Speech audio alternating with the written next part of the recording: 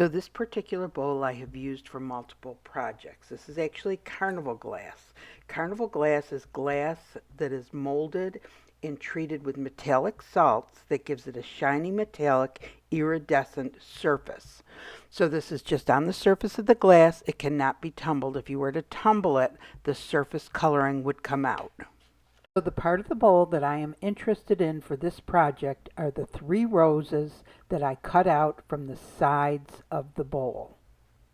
There's a few pointy edges along the side, so I did take them out to the garage and sand just lightly around those pointy edges. And I apologize, my arms are in the way. I need to film from the top somehow. Next, I took this 8x8 pumpkin mold that I had picked up on Temu for $3.47. You can find pumpkin molds on Amazon that are similar, but they do have faces on them. But if you Google it, you will find something similar at other shops. So to prepare the mold, I took painter's tape and just dabbed around in the inside to get any sediment out. And then I took my mold release spray and sprayed the inside of the mold. I had premixed my resin. This is craft resin, crystal clear.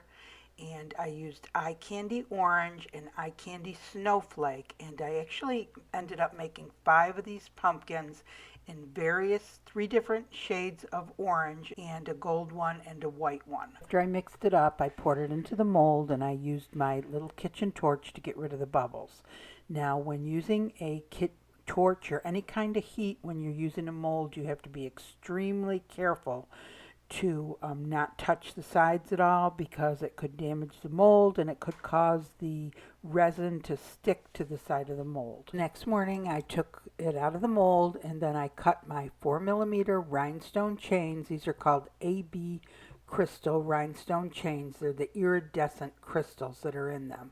Put Elmer's glue in the crevices and place the rhinestone chains into the crevices. And then here I'm just putting the little roses on to see what they would look like. Then next I put some more Elmer's glue around the perimeter and continue to put the rhinestone chains all the way around. Next I cut some shorter rhinestone chains and put them on the stem, again with the clear Elmer's glue. Next I took a 10 by 12 kind of silverish frame, took the backing off. This one had to be cut with a razor because it was actually hinged.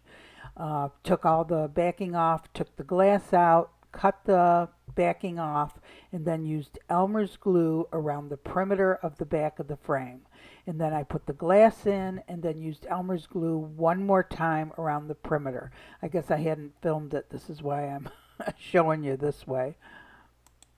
So the glue needs to dry overnight and sometimes up to 24 hours depending on how much glue you use.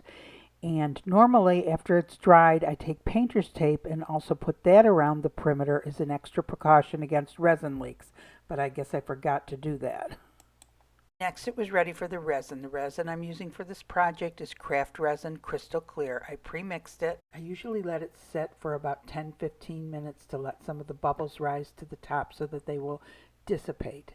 Then I take it and I put it around the perimeter and make sure it gets up into the corners and along the sides, and I did use my little kitchen torch to get rid of the bubbles.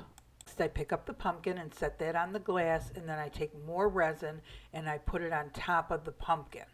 And I do take the roses and set that down on top of the resin, and I put a little bit on each side and a little bit on top of the roses, which I am going to rub in with my finger. Best if you do not pour resin over textured glass, because if you do, the texture will be less visible.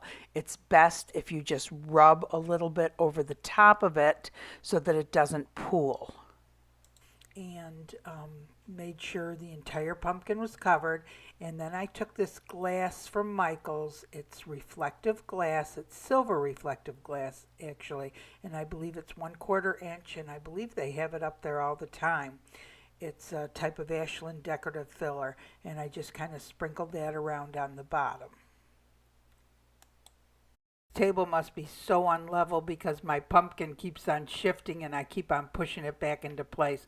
So that's when I decide I'm going to put it on the floor, which is actually what I've been doing with a lot of my projects. because I know my floor is level.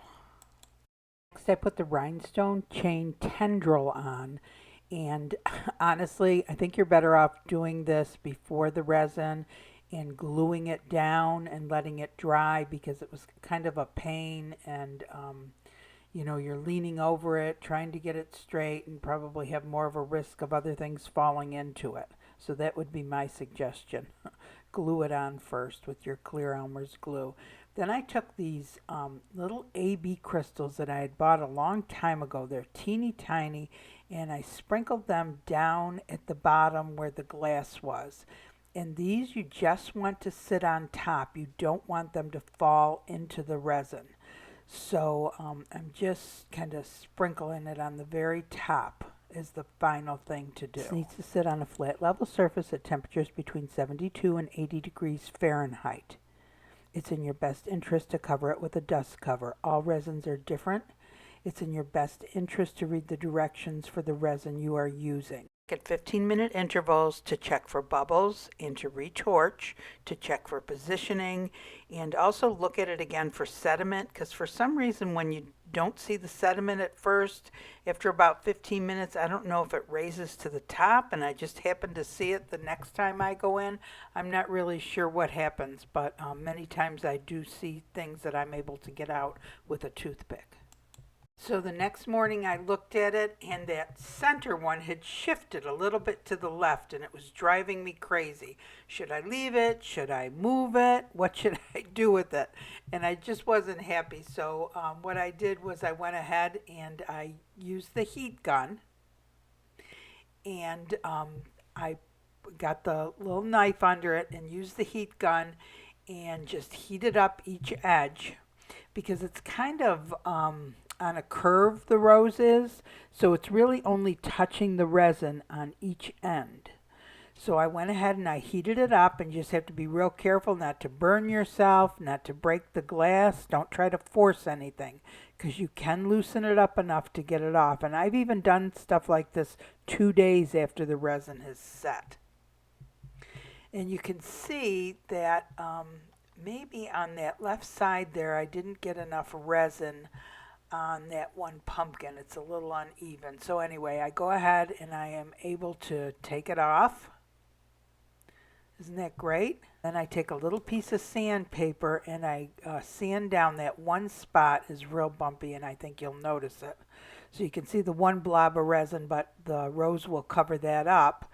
And that other little, there's a tiny other bit of resin sticking up there that I'm picking at with my fingers, but I end up getting some sandpaper. 80 grit sandpaper will do, and just sanding it off of there. Then I take some UV resin and put it on each end underneath, because the rose is actually curved, so the only part that's actually touching the project is each edge. So I put some UV resin on each edge, put it down, and then put it under the UV light. So here I thought I was done. Keep on watching. So I had picked up these, they're packages of leaves and pumpkins from Hobby Lobby. They come in these clear packages in the fall section where they have all the Thanksgiving and Halloween stuff. And what I did was the yellow ones I flipped over and I spray painted them with metallic orange TAMIYA spray paint. So that's how it started out, yellow. And then what I did was I sprayed the back of them. Now you can do either the front or the back. These ones I chose to do the back. And look at what they look like when you spray them from the back. Isn't that pretty? Now you can do either way. You can spray them from the back or the front. This other one that I'm showing you in my left hand is actually sprayed on the front. So you can see the difference. So actually the one on your right would be from the front, and the one on your left is sprayed from the back. And it kind of gives it two different looks. So I chose to spray them from the back to add some more color to my project.